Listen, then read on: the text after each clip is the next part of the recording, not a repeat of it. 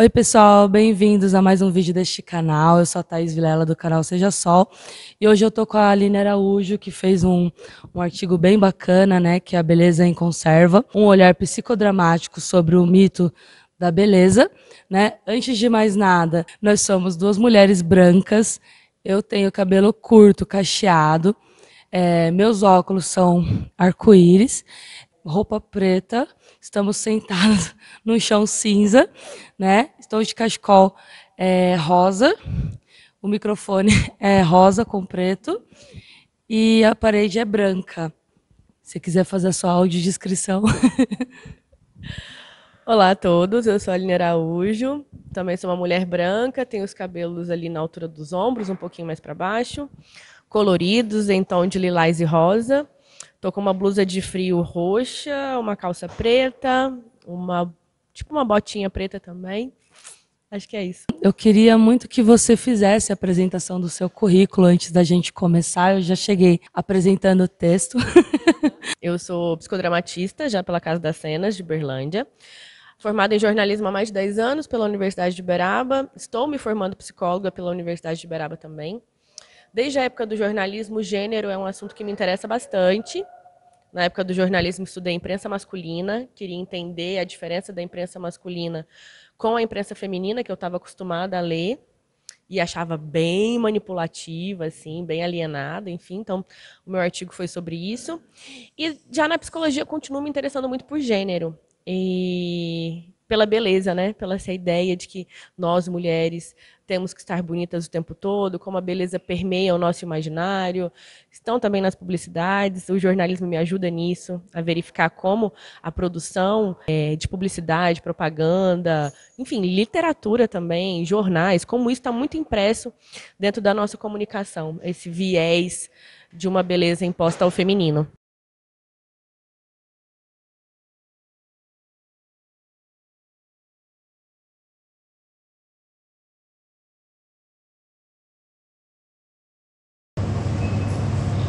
Eu sou o patriarcado, o racismo, o machismo. Vim te colocar no seu lugar de sexo frágil, fútil, ornamento, servidão. O homem é a imagem e semelhança de Deus. Você veio de uma costela, carne segunda, fraca, pecadora. Comeu a maçã e nos tirou do paraíso. A culpa é sua de todas as mazelas humanas. Então, cala sua boca. Pensa bem antes de falar. Só me faltava essa. Mulher preta querendo lugar de fala. Alisa esse cabelo. Clareia o tom da sua pele. Abaixa a sua voz se quiser falar comigo. Você é gorda. Seus excessos são nojentos. Suas estrias, suas celulites são nojentas. Levanta esses peitos, murcha essa barriga e fica em casa. Vai lavar uma louça.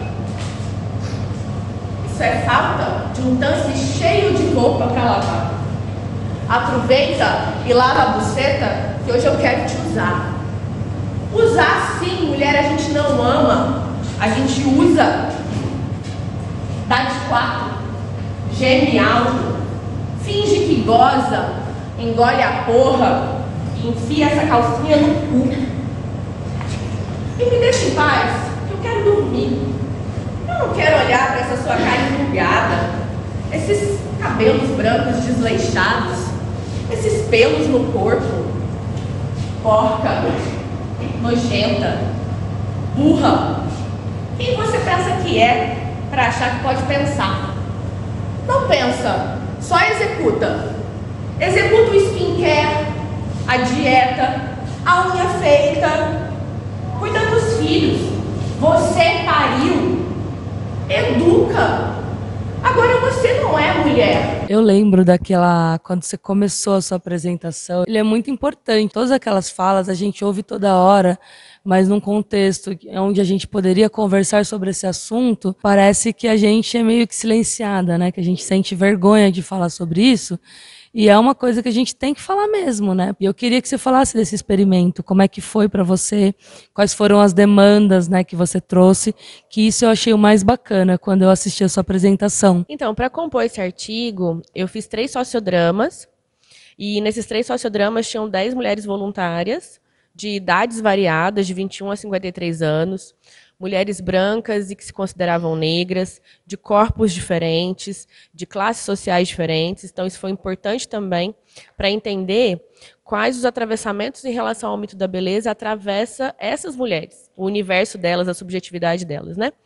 Então, desse grupo que trabalhou comigo, tinha questões relacionadas ao corpo gordo, a excesso de magreza. Lembrando que isso dentro dos estereótipos, tá, gente? Dos padrões, né? Porque perspectivas. Mas algumas incomodadas com o corpo nesse sentido, com envelhecimento, com ser colocada numa falta de capacidade profissional, como se não fosse possível realizar aquele trabalho. Teve mulheres também que falaram sobre a imposição de ser vaidosa, que não se sentia vaidosa, mas que era quase imposto que ela fosse, porque, enfim, ela é mulher, né? Ela tem que passar um batom, ela tem que estar arrumada, enfim. Então, foram várias questões que foram vindo. A questão da maternidade também veio muito forte. E aí eu peguei esses temas e trabalhei um texto que eu usei no segundo sociodrama para falar com essas mulheres e para maximizar.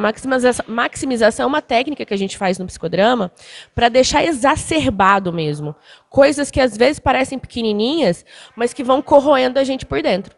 Então eu peguei esse imaginário que existe, essas vozes que estão aí na nossa cabeça, que compõem isso em relação ao mito da beleza, maximizei para o grupo e foi muito impactante. E foi esse texto que eu trouxe de começo da minha apresentação lá aqui no Congresso. O interessante foi quando você fala da vivência com as bexigas, né? Aquela experiência das bexigas que, eu tenho que sustentar, né? Eu queria que você falasse um pouquinho mais, porque talvez quem está vendo não está entendendo como é que foi importante essa experiência das bexigas. Conta um pouquinho mais para mim. Na verdade, eu separei o trabalho assim, em 3 sociodramas, e aí fiz começo, meio e fim mesmo. No começo, o primeiro movimento foi delimitar as questões do mito da beleza que atravessam cada uma. No segundo momento, eu maximizei isso através desse texto que eu produzi, e esse texto começava dizendo, né, eu sou o patriarcado, o racismo, o machismo, vim para te colocar no seu lugar de sexo frágil, fútil, ornamento, servidão, enfim. Depois a gente coloca o vídeo para vocês verem. E no terceiro momento eu trouxe uma dinâmica com as bexigas, que eu pedi para a gente colocar dentro das bexigas um papelzinho escrito com esses atravessamentos, que cada uma sentia mais forte dentro de si. E depois pedi que elas sustentassem essas bexigas no ar, enquanto eu coloquei uma música. E depois fui tirando uma de cada vez, e as outras deveriam sustentar essas bexigas no ar também. E foi dito claramente que era necessário sustentar. E enquanto elas enchiam as bexigas, antes disso, eu pedi para elas se esvaziarem desses estereótipos, se esvaziarem dessas opressões, colocarem dentro desses balões esse sofrimento que estava dentro delas. A ideia era que elas não fizessem, na verdade. Era que elas virassem para mim e falassem, peraí, se nessa bexiga tá as imposições do patriarcado, o que eu não quero mais, o que eu estou me esvaziando, um atravessamento que me dói, por que eu vou sustentar? Mas não foi isso que aconteceu. Elas sustentaram de maneira automática, foram seguindo as minhas ordens, inclusive até uma delas se machucar, de tão afoita que ela estava de sustentar essas bexigas. E aí o que a gente conversou depois, numa parte de sociodramas que a gente faz, que é o compartilhamento, foi justamente isso. Se elas não pensaram antes que aqueles atravessamentos, essas imposições estavam ali. E por que elas fizeram isso de sustentar, né? E aí a gente chegou nesse lugar de como essa vozinha do patriarcado, do machismo, do racismo, do mito da beleza, está tão impregnado na gente que, na verdade, não tem ninguém te mandando fazer. Ninguém falou para mim ou para você que era necessário a gente estar de batom hoje. Mas existe uma vozinha na nossa cabeça que já automaticamente diz que, não, peraí, eu sou mulher, deixa eu passar um batom. Eu sou mulher, talvez eu precise me preocupar com o meu corpo, ou com a roupa que eu estou vestindo, ou se eu estou exagerada demais. Porque também tem isso, né? A gente não pode ser nem over, nem de menos, nem extremamente vaidosa, nem pouco. Enfim, são tantos atravessamentos, tantas questões. E aí, mas foi bom essa dinâmica das bexigas, que depois elas refletiram que é necessário sair desse automatismo, sabe? A gente estando no congresso, né, a gente percebe, né, que sempre quando a gente pensa numa mulher autora, você já imagina uma mulher simplesmente extremamente elegante, né, sempre pensando no cabelo social, que geralmente é um cabelo liso, né, um escovado, né, que não é natural, aquela maquiagem impecável, sem contar roupa impecável, né? E aí é aquela coisa, né? É algo sempre te puxando para você estar sempre perfeita, com a maquiagem perfeita. E você falou aquele negócio da gente gastar muitas vezes, né?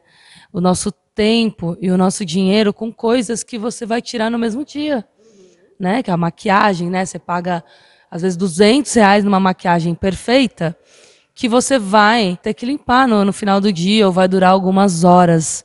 Na verdade, assim, eu problematizo como o capitalismo se apropriou desse discurso para ganhar dinheiro em cima das nossas insatisfações e como também poder nessa sociedade tem relação com dinheiro. Então, se a mulher é mais pobre, se ela tem menos dinheiro do que o homem, também ela fica num lugar de submissão, né? Quantas mulheres não conseguem sair de relacionamentos tóxicos, abusivos, justamente porque não tem condição financeira de fazer esse processo.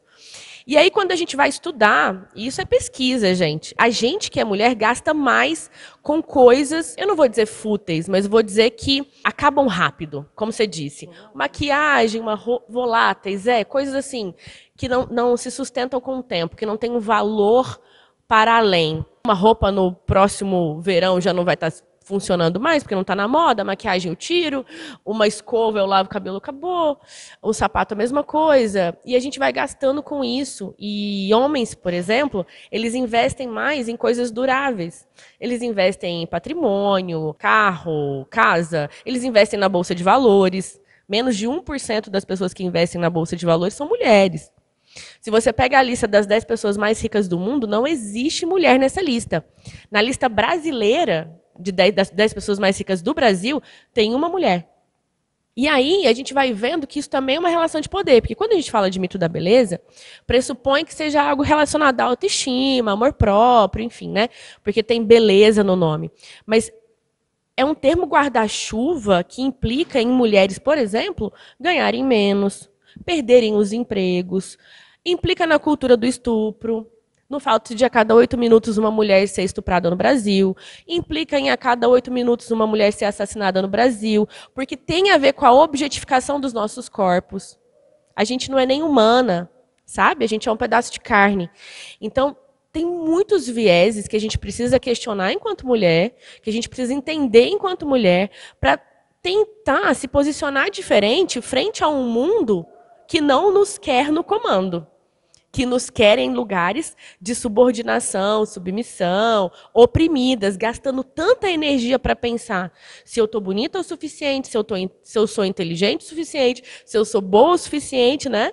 Síndrome da impostora está aí para isso. A gente gasta tanta energia com isso, enquanto os homens estão só indo. Lembrei que tem empresas, né, aviação, por exemplo, você tem que estar maquiada e tem um penteado específico, né, que favorece também a pessoa que tem um cabelo liso, né, quem tem o cabelo crespo, para fazer o penteado que é necessário para você ser, por exemplo, a aeromoça, a comissária de bordo, é diferente. E essa maquiagem você gasta, tipo, no mínimo 1 hora para fazer uma maquiagem. Aí tem os cílios, que tem gente que está fazendo aqueles cílios, aquelas unhas que duram um pouquinho mais, mas também elas são mais caras. E aí, assim, o esforço que você tem que fazer para chegar lá é sempre muito maior, né? Assim, 1 ou 2 horas você vai gastar fazendo uma maquiagem perfeita que você tem que fazer todos os dias.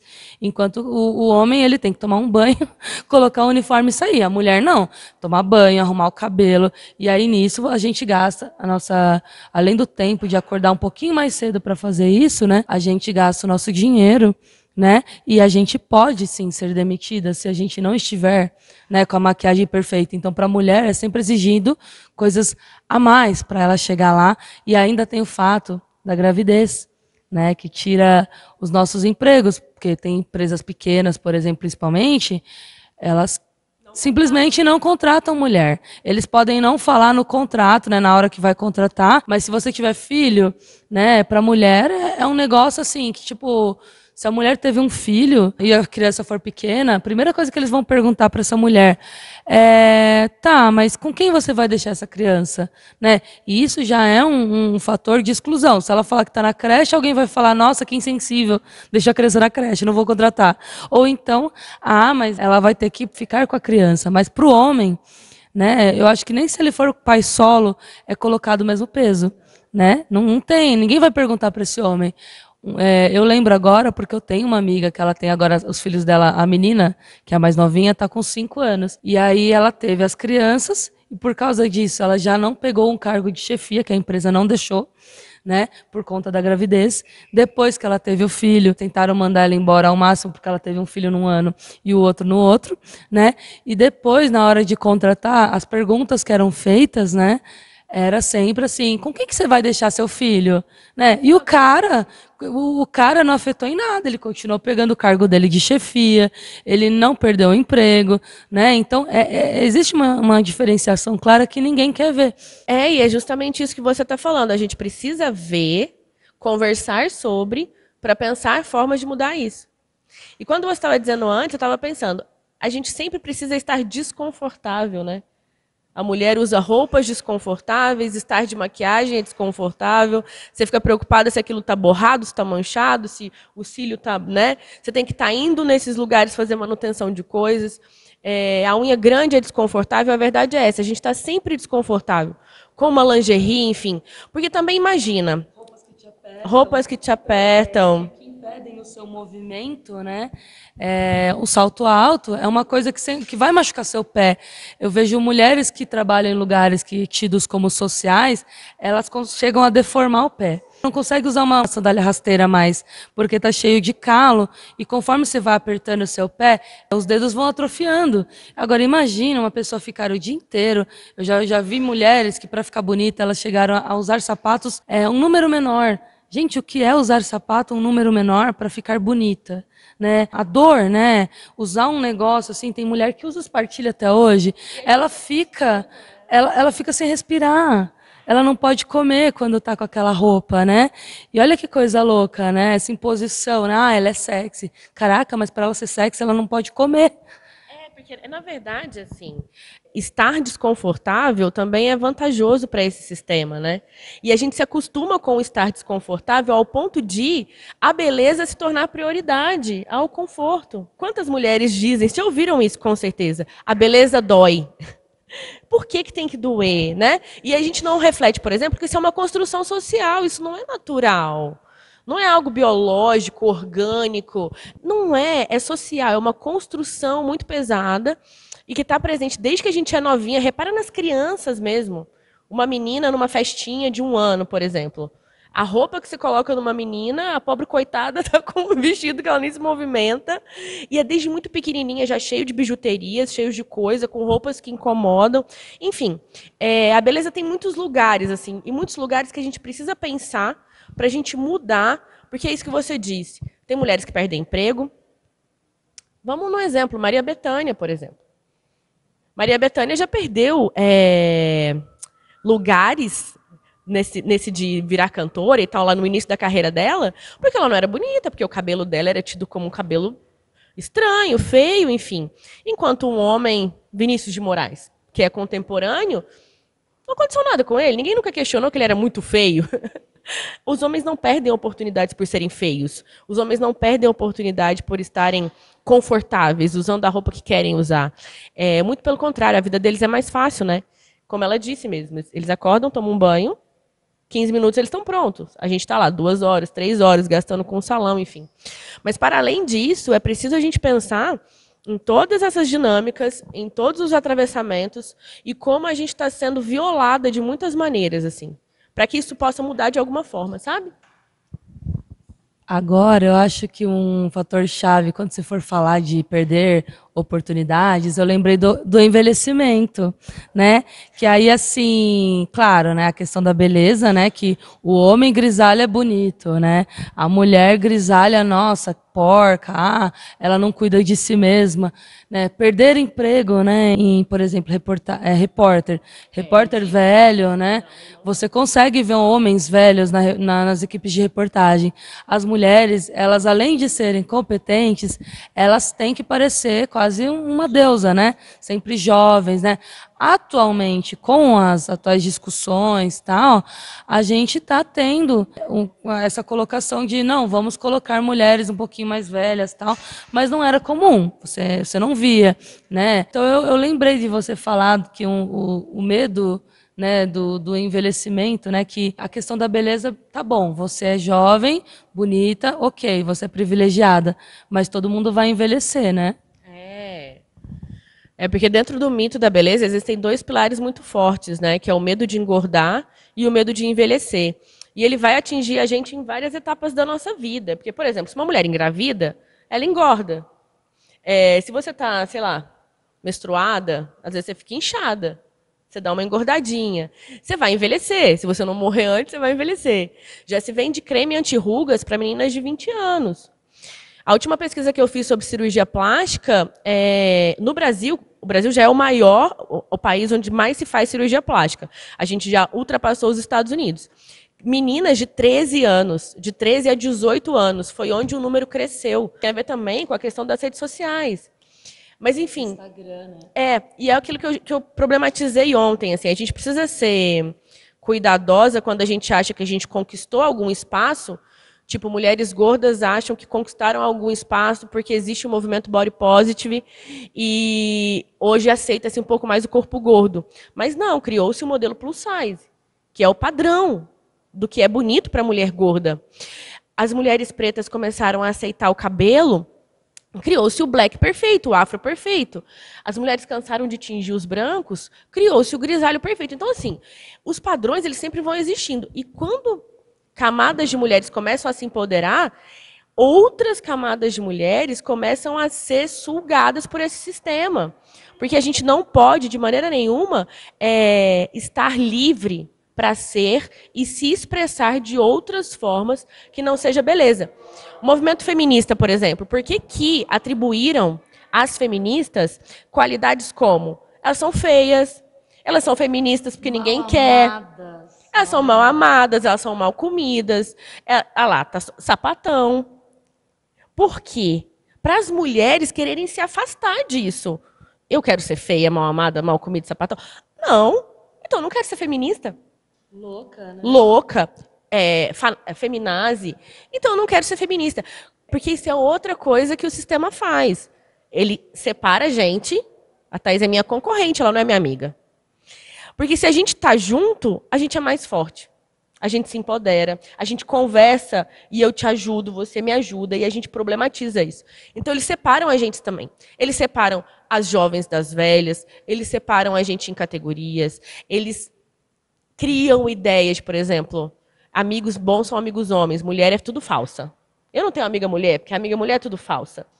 A gente se veste para outra mulher quando a gente vai numa festa, fica olhando a roupa da outra, se está mais bonita que a minha. Essas coisas todas a gente precisa entender que foram construídas e colocadas na nossa cabeça. Elas não estavam lá automaticamente. Isso não é natural. Para a gente poder repensar e falar basta. Eu não quero mais. Ou eu quero pelo menos refletir. Eu preciso mesmo perder 2 horas do meu dia me arrumando? Eu preciso mesmo colocar um cílio, porque, não criticando, tá, gente? Porque o feminismo pressupõe, o que eu acredito, que a gente seja livre para fazer o que a gente quiser. Do jeito que a gente quiser. Gastar o nosso dinheiro com o que a gente quiser. Liberdade acima de qualquer coisa. Mas é questionar se eu estou livre para fazer o que eu quero ou se eu estou sendo manipulada e esse desejo não é meu. Ele é um desejo social que me prejudica em outros pontos. Nossa, Aline, muito obrigada. Eu acho que a gente sempre, né, eu acredito, né, que a gente sempre tem que pensar em tudo que as pessoas estão falando pra gente, em tudo que a gente está lendo, para que a gente não seja realmente manipulada, né, pelos discursos. Às vezes você acha que a liberdade, né, seja a sua melhor versão, mas A minha melhor versão precisa demorar 2 horas para ficar pronta, quer dizer que eu sozinha não me basto, né? Outra coisa que eu estava refletindo muito com a Aline, até conversamos, tivemos bastante oportunidade de conversar nesse congresso, é assim, ainda existe muito aquela coisa de que a mulher não é um ser humano completo, e na verdade ela é, né? Então, assim, a sociedade ainda tem essa visão muito de que a mulher é uma extensão do homem, né? Ela tem que fazer coisas para o homem. E isso não é uma verdade, né? Ela consegue existir sozinha, tomar suas próprias decisões, né? Ela é um ser que precisa ser cuidado. Eu não estou falando que não, porque você tem que respeitar todo mundo, né? Mas, assim, é como se ela não se bastasse sozinha e ela precisasse de proteção. E aí, quando ela diz que não precisa, aí já vem a cultura do estupro, que fala que não, já que ela é assim, ela merece uma lição, né? O estupro, então, acaba vindo com caráter pedagógico, né? Então, a gente pensar nisso daí, poxa, mas não é um ser humano igual a mim, sente dor igual a mim, então, por que eu vou ter uma violência para mostrar para ela que ela não é tudo isso? Então, isso também é uma cultura que precisa ter uma reflexão, porque toda vez que a gente fala de mulheres fortes, sempre vem esse outro lado, que elas vão perder porque agora eu não preciso pagar a conta dela. Mas, poxa, né? Mas ela não é um ser humano que você tem que amar, então esse amor, se ela é um ser humano que se basta, então quer dizer que eu tenho que ter raiva dela? Como é que funciona isso? É a tal da masculinidade frágil, né? E eu acho que os homens também são oprimidos por ela, assim. Eu acho que a gente não deveria separar as coisas, porque quando eu falo em patriarcado, em machismo e em racismo, eu não estou falando de um homem específico, eu estou falando de um sistema, de uma entidade que foi criada socialmente, que é alimentada. Então a gente precisa pensar não pelo viés do ser, não é mulher versus homem, porque se o homem for refletir também, olha quanto o machismo oprime. Essa ideia de que ele não pode chorar, essa ideia de que ele tem que ser o provedor, essa ideia de que ele tem que ser forte o tempo todo, que ele tem que dar segurança, que ele tem que proteger, porque ele também é um ser humano e que também se fragiliza e que também deveria poder ser vulnerável. Então, se a gente for pensar honestamente sobre isso, todos nós somos prejudicados por esse sistema. Todos nós somos prejudicados por essas crenças. É óbvio que mulheres mais, porque os homens são privilegiados, e aí a gente precisa entender, e é onde eu faço o meu recorte social, o meu recorte racial. Porque as mulheres pretas também são mais prejudicadas, porque além de ser mulheres, elas são afetadas pelo racismo. A gente precisa fazer recortes, mas a gente precisa entender que, para além disso, questões humanas atravessam todo mundo. E esses sistemas, eles não se importam com isso. E esses sistemas são amparados pelo capitalismo, que só está preocupado com lucro. Então é aí que a gente precisa pensar um pouco mais, né? Todos nós somos tratados como mercadoria, mas as mulheres mais, porque elas são objetificadas. Então muitas vezes um homem estupra, não é um outro ser humano, é um pedaço de carne que ele acredita que está lá para satisfazer os desejos dele, que nasceu de uma costela dele, e aí por si só não tem desejos, não tem alma, não tem questões, ele pode explorar da forma que ele quiser explorar. Humanizar a mulher também nesse lugar é importante. Obrigada, Aline. Por isso que é tão importante nessa discussão, porque muitas vezes a gente reproduz aquilo que está na nossa frente. Se alguém não chegar e falar pra gente, a gente nunca vai ter essa noção, né? Se alguém não chegar e falar, olha, você percebeu que você está fazendo isso? Você olhou o que está acontecendo, olhar de fora, né? Aquela técnica do espelho mesmo. Você nunca vai perceber o que está acontecendo, você vai continuar sofrendo. Às vezes, muitas vezes sem saber por que você está sofrendo, porque você acha que aquilo é a sua obrigação, né? Então, esse tipo de discussão vem para somar. Tem algo mais que você tem a dizer a respeito desse assunto, desse artigo, para fechar o nosso vídeo? Eu acho que se eu posso deixar um recado para a gente finalizar é o seguinte, é sempre questionar, gente. Eu acho que a beleza do ser humano é que a gente pode questionar. É parar de comprar certezas prontas, criadas por outras pessoas, e colocar isso na nossa vida como se fosse algo que a gente quisesse realmente. Comecem a questionar, e foi assim que eu comecei fazendo. Eu comecei a questionar. Eu amo o meu corpo gordo do jeito que ele é? E os dias que eu não amo, é um pensamento meu? Ou é porque eu vi isso em algum lugar? E não é fácil, todos os dias eu preciso me questionar. E a gente deveria usar mais essa ferramenta de problematizar a coisa, não para deixar pesado, não para deixar difícil, para deixar mais leve. Porque se agora eu não perco mais 2 horas me arrumando e eu consigo tomar um banho, colocar uma roupa e me sentir feliz comigo, foi depois de problematizar e questionar. Se hoje é mais tranquilo viver dentro de um corpo que pesa mais de 100 quilos, foi depois de problematizar e questionar. Então é importante, sabe? E muitas vezes a gente que é mulher, a gente não é colocada nesse lugar de usar o nosso cérebro com toda a potência que ele tem. Porque, enfim, existe um medo, né, do sistema, a gente é incrível, a gente é... Somos seres, gente, a gente é portal, a gente traz outro ser à vida. A gente sangra todo mês e estamos aí na luta, fazendo os nossos corres, sabe? Além disso, a gente é muito mais bonita e muito mais cheirosa, enfim. Mas é isso. Questionem, problematizem, reflitam, pensem. Eu quero, eu preciso, é isso mesmo? Isso faz sentido na minha vida? Ou eu estou sendo alienada? E bora ler e estudar também, né? Tem muita mulher falando sobre isso, muita autora interessante, que a gente poderia ficar aqui 50 horas falando sobre elas.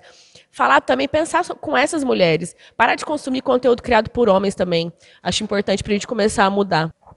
Né? Lembrando que todo conteúdo é importante, mas a partir do momento que a gente percebe, né, os clássicos são todos homens, né? Será que nenhuma mulher tem nada a dizer? Que foi aí que eu comecei a perceber que todo o meu ensino médio fundamental eram autores homens, porque também tem isso, né? A partir do momento que a gente vê a sociedade, a gente percebe que tem um silenciamento, né, dos tidos como aquelas minorias, né? Obrigada pelo papo de hoje, Aline. Eu cresci muito nesse congresso, ouvindo, né, você, a Ana e muitas outras pessoas que estão aqui produzindo conteúdo, estudando, né? E eu venho convidá-los para assistir e conhecer mais sobre o texto dela, sobre a Aline, tá bom? Vou deixar um beijo, não esqueçam de curtir e compartilhar, tá bom? Até o próximo vídeo. Tchau. Beijão.